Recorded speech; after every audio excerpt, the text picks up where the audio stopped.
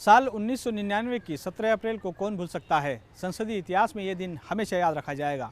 ओजस्वी वक्ता और प्रखर नेता अटल बिहारी वाजपेयी अपनी 13 महीने पुरानी सरकार के अहम अविश्वास प्रस्ताव पर उत्तर देने वाले थे। तब पूरे देश के सभी अखबारों में यही खबर सुर्खियों में छाई थी। पूरे देश की निगाहें इसी लोकतंत्र के सबसे बड़े मंदिर पर टिकी थी।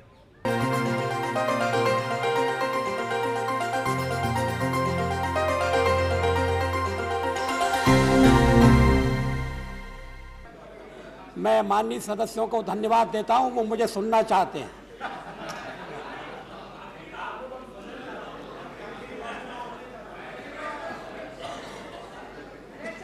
मैं कह रहा था कि ये शिकायत की गई है और इसके लिए मुझ पर आरोप लगाया है कि मैंने राजनीतिक नैतिकता का पालन नहीं किया।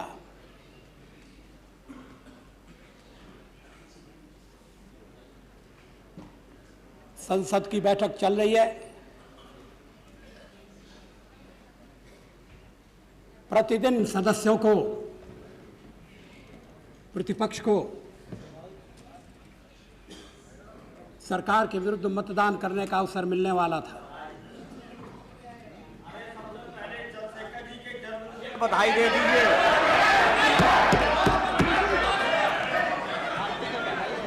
Please don't disturb him, please. Mulayam Singh ji, please. When the leader of this house is speaking, don't disturb him. And at the same time, the opposition also. सदन में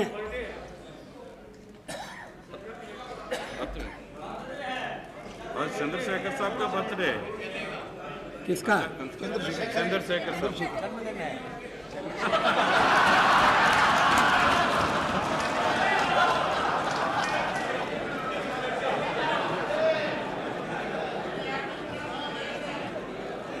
बहुत बहुत बधाइयाँ।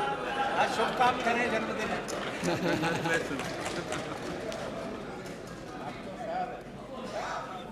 अध्यक्ष महोदय, लगभग 40 साल से मैं संसद से जुड़ा हुआ रहा हूं। मैंने अल्पमत की सरकारें भी देखी हैं। श्रीमती इंदिरा गांधी के ज़माने में अल्पमत की सरकार थी।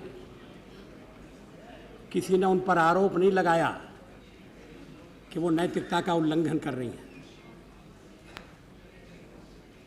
श्री नरसिंह राव जी भी अल्पमत की सरकार चलाते रहे थे।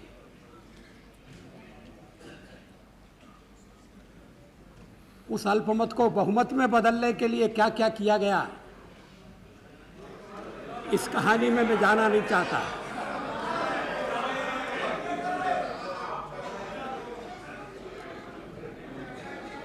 लेकिन अगर प्रतिपक्ष मेरे बहुमत को कसौटी पर कसना चाहता था तो स्वयं प्रस्ताव ला सकता था।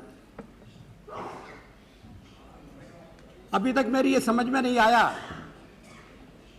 कि महामहिम राष्ट्रपति का दरवाजा खटखटाने के बजाय प्रतिपक्ष इकट्ठा होकर मेरे खिलाफ प्रस्ताव क्यों नहीं लाया।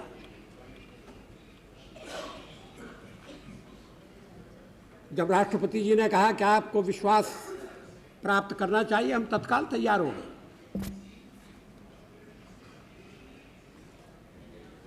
2 दिन बहस चली है, अब समाप्ति होने जा रही है।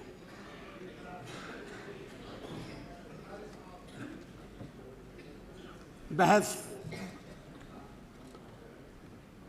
और भी अच्छी हो सकती थी।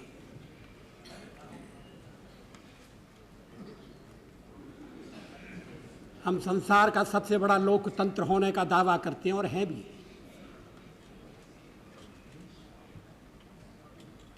लेकिन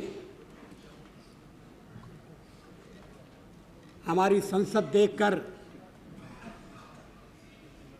अभी अभी जो देश लोकतंत्र की धारा से जुड़े हैं वो क्या अनुभव करते होंगे, इसकी सहज ही कल्पना की जा सकती है।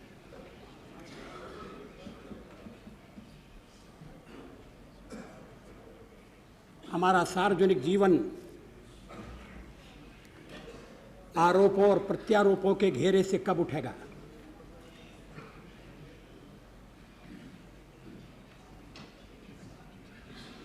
आरोप लगाए जाए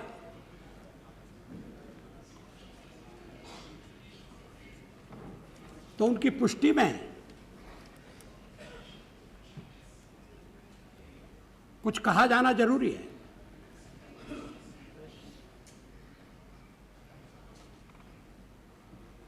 प्रेस में या मीडिया में जो कुछ छपता है उसको दोहरा दिया जाए,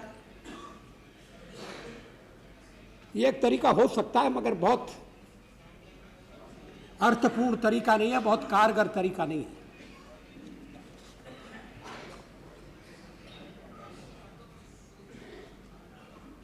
अध्यक्ष महोदय, अभी 13 महीने हुए हैं मेरी सरकार।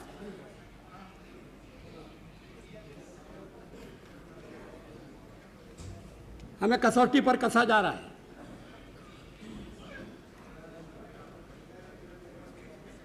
मैं बड़ा अनुभवी राज करता हूं, ऐसा मैंने कभी दावा नहीं किया, लेकिन ईमानदारी से देश की सेवा करना चाहता हूं, यह दावा जरूर है।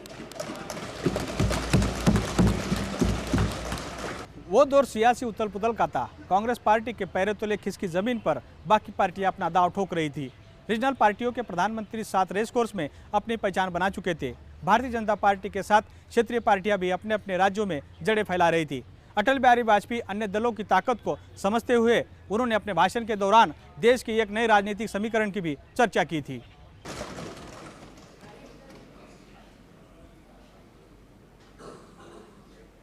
जब मैं प्रतिपक्ष में था तब किसी ने मेरे ऊपर यह आरोप नहीं लगाया कि मेरे किसी कार्य से देश के हितों को आंच पहुंच रही है। तो क्या सत्ता में आने के बाद मैं बदल गया हूं?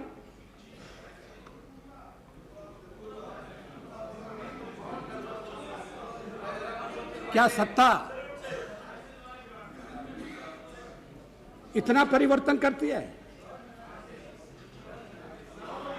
तब तो जो 40 साल सत्ता में रहे उनकी दशा क्या होगी, इसका सहज ही अनुमान लगाया जा सकता है।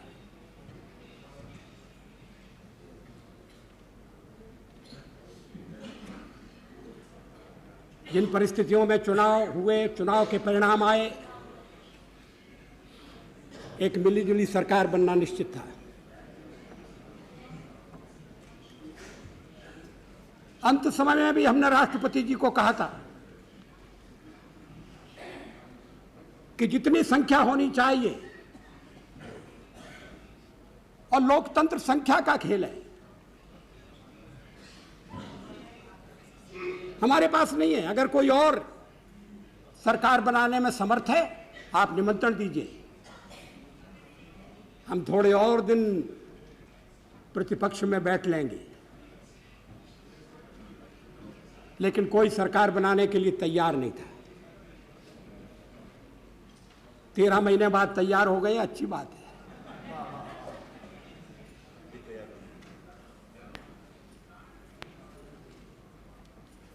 मुख्य प्रतिपक्ष ने कहा कि हम रचनात्मक विरोध करेंगे, हम किसी को साथ नहीं लेंगे, किसी के साथ नहीं जाएंगे।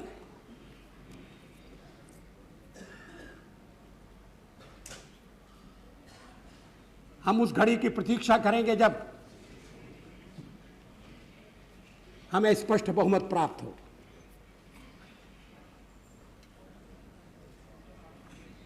ऐसा लगता है कि पचमढ़ी बहुत दूर रह गई है।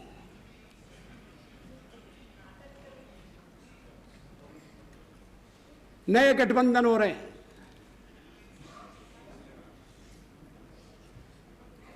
हमारे गठबंधन पर टिप्पणी की गई है। हम तो मिलकर चुनाव लड़े थे। अधिकांश दल मिलकर चुनाव लड़े थे।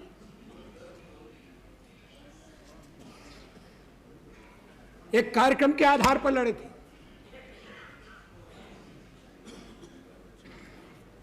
शासन की बागडोर संभाली तो नेशनल एजेंडा देश के सामने प्रस्तुत किया।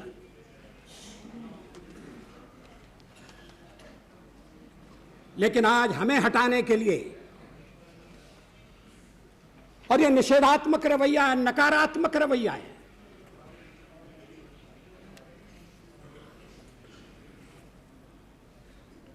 ऐसे दल इकट्ठे हो रहे हैं जिनके बीच विचारों का कोई साम्य नहीं है।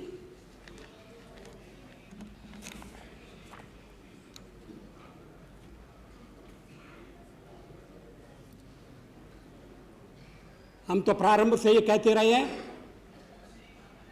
कि भारत की राजनीति जिस तरह का मोड़ ले रही है उसमें क्षेत्रीय दलों को एक महत्वपूर्ण भूमिका निभानी है।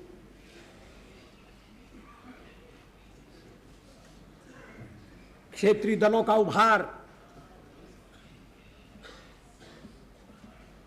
यह हमारी विविधता का परिचायक है। ये इस बात का भी संकेत है कि जो अपने को अखिल भारतीय दल कहते हैं वो प्रदेशों की आशाओं और अपेक्षाओं का सही प्रतिनिधित्व नहीं कर सके।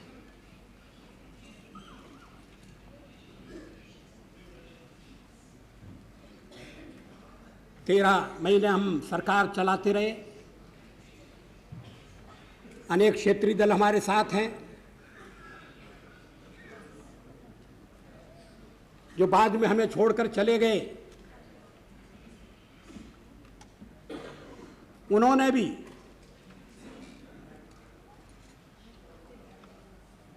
ऐसा रवैया नहीं अपनाया जो देश की एकता के लिए या अखंडता के लिए आपत्तिजनक हो। देश की एकता में उनका विश्वास डिगा नहीं। यह एक अच्छा लक्षण है, शुभ लक्षण है, इसका स्वागत होना चाहिए। लेकिन कांग्रेस पार्टी ने 98 के अपने इलेक्शन मैनिफेस्टो में रीजनल पार्टीज की जिस तरह से निंदा की वो स्वस्थ दृष्टिकोण का परिचय नहीं देती है। मैं उद्धृत कर रहा हूं, bye there very nature regional parties lack a national perspective,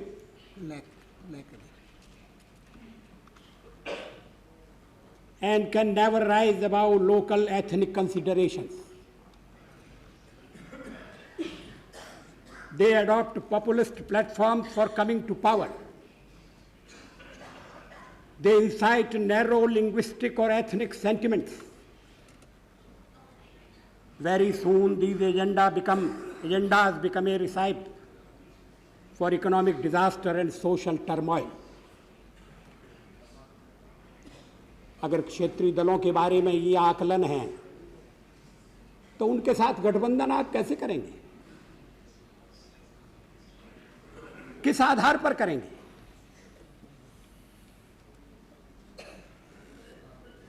क्षेत्रीय दलों के अलावा कांग्रेस ने रीजनल पार्टीज के बारे में टिप्पणी की। मैं उसे भी उद्धृत कर रहा हूं, हमारे वाम मार्गी मित्र उसको सुन लें। As for the left parties, even after 7 decades, the CPI and the CPM have not been able to integrate themselves into the national mainstream. ये गंभीर आरोप है। ये कांग्रेस मैनिफेस्टो का हिस्सा है, उद्घोषणा है। अब शायद इसीलिए गठबंधन हो रहा है कि लेफ्ट पार्टीज को नेशनल मेन स्ट्रीम में लाने की कोशिश हो रही है।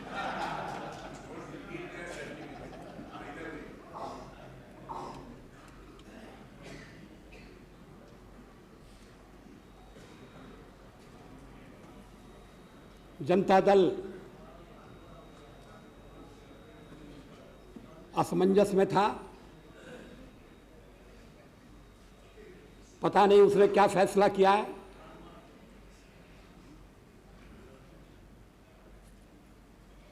लेकिन कांग्रेस पार्टी ने जनता दल का जिस भाषा में उल्लेख किया उसे जनता दल के मित्रों को फिर से याद करना चाहिए। मैं उद्धृत कर रहा हूं, the Janata Dal was born in A convulsive fit of anti-Congressism in 1989. It is a collection of disparate groups and embittered individuals driven by egos. It can hardly be called a serious political formation. Like an amobia, it lives on splitting itself into smaller and smaller groups. Its platform of social justice is hollow and is just a misleading cover for the practice of a divisive caste politics. Unquote. अगर मिलन का यह आधार बनने वाला है तो फिर स्थिरता की बातें कोई अर्थ नहीं रखती है।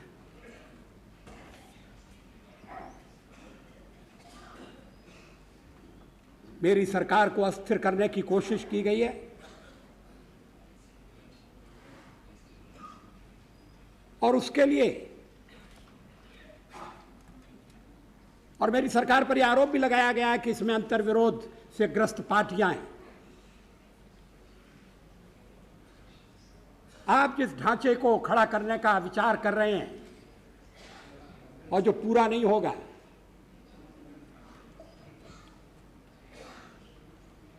वो क्या एक विचार से अनुप्राणित है? क्या कोई कार्यक्रम है?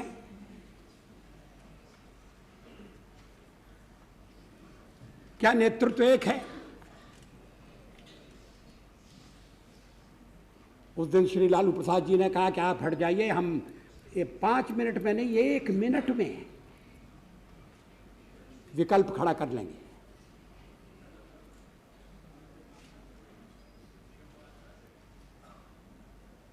क्या उसके बारे में सदन को विश्वास में नहीं लिया जाना चाहिए? क्या देश को यह जानने का अधिकार नहीं है कि जनादेश से बनी हुई सरकार को आप हटाने की बात कर रहे हैं? ये जनादेश से बनी है।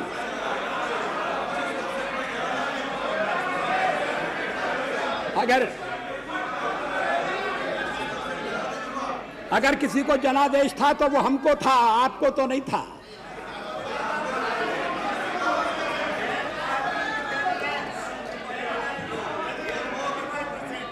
On 21%. 13 महीने पुरानी एनडीए सरकार एक मुश्किल चुनौती से जूझ रही थी। दिल्ली में एक तरफ प्रधानमंत्री भवन में अटल बिहारी वाजपेयी थे तो दूसरी तरफ इसी शहर में उनको वहां से बेदखल करने की बिसात बीत चुकी थी। विपक्ष के बनाए चक्रुओं को भेजने की जिम्मेवारी उस समय खुद प्रधानमंत्री ने संभाली थी। अविश्वास प्रस्ताव पर अपने भाषण के दौरान अटल बिहारी वाजपेयी के कई रंग देखने को मिले, जिसमें उनकी साहित्यिक शैली के दर्शन हुए और उनका दार्शनिक अंदाज भी देखने को मिला। 13 महीने के कार्यकाल में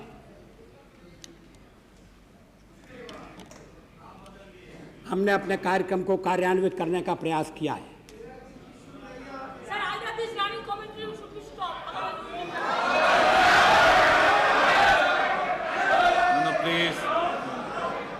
There should not be any running commentary, please. What is this? No, there's no running commentary, please. National agenda है। No running commentary, please. हमने उसके आधार पर आगे बढ़ने का प्रयास किया है।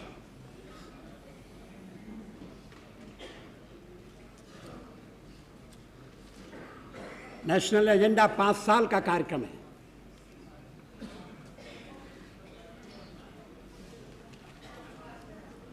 उसे निश्चित कार्यावधि में पूरा करने का हमारा इरादा है।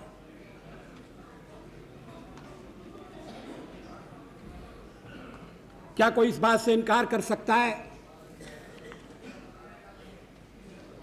कि हमने जब सत्ता संभाली तो देश की जो स्थिति थी उस स्थिति में सुधार हुआ है?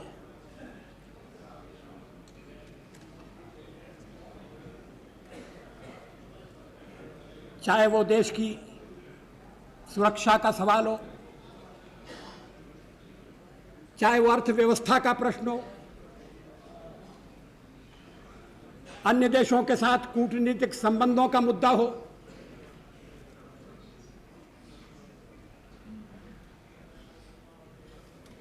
हमारा दावा, यह अधिकारपूर्ण दावा है कि हमने हर एक क्षेत्र में आगे बढ़ने का प्रयास किया और उसमें सफलता पाई है।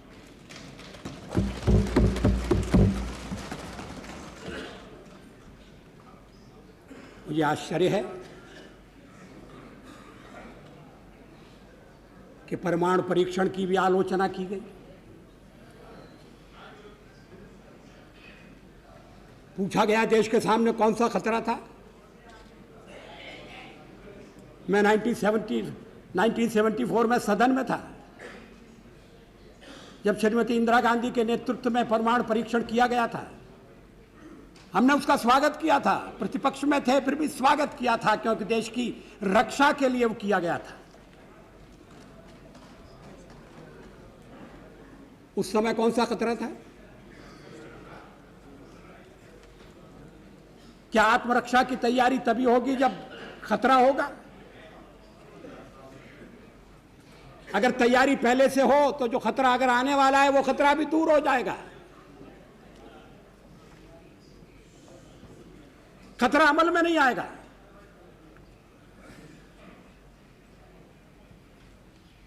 और इसीलिए हमने परमाणु परीक्षण करने का फैसला किया। हमारे कार्यक्रम का अंग है, उसमें लिखा हुआ है। कोई छुपी हुई बात नहीं थी, कोई रहस्य नहीं था।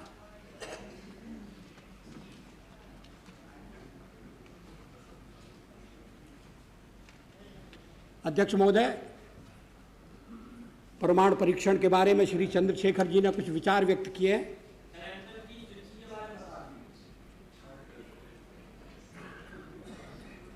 मुझे खेद है कि मैं उनके विचारों से सहमत नहीं हो सकता।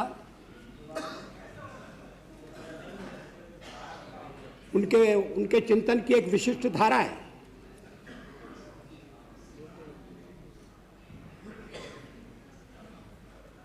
लेकिन 50 साल का हमारा अनुभव क्या बताता है?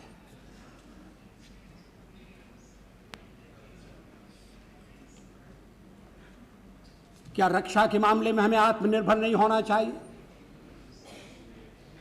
केवल एक पड़ोसी नहीं, हमारे अनेक पड़ोसी हैं।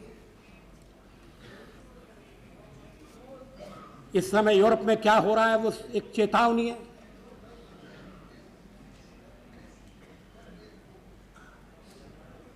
पोखरण 2 कोई आत्मश्लाघा के लिए नहीं था, कोई पुरुषार्थ के प्रकटीकरण के लिए नहीं था, लेकिन हमारी नीति है और मैं समझता हूं ये देश की नीति रही है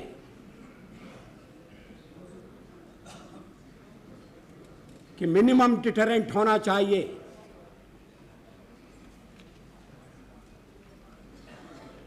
वो क्रेडिबल भी होना चाहिए। उस दौर की एनडीए सरकार का इम्तिहान अगर किसी सेंटर में होता तो शायद ग्रेस मार्क भी मिल सकते थे, शायद उसे पास भी मान लिया जाता था। लेकिन इस गोल भवन में अटल बिहारी वाजपेयी की सरकार की परीक्षा थी, जहां एक एक अंग भी अपना महत्व और मोल था।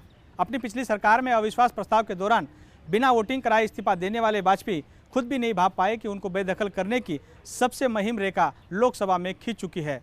मेरे सहयोगी महावीर सिंह के साथ विनोद राठौड़, लोकसभा टीवी।